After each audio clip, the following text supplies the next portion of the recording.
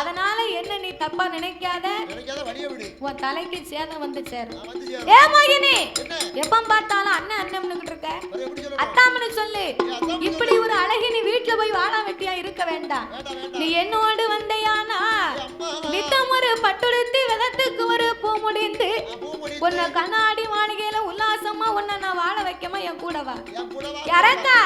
உனக்கு அப்படி ஒரு நினைப்பு இருக்கா? நான் அப்படி உன் கூட 2ஆம் தரமா வரணும்னா நீ 5 விரலுக்கு அக்கினி வர வாங்கியிருக்க மூத்த மனைவி ஒருத்தி இருக்கா.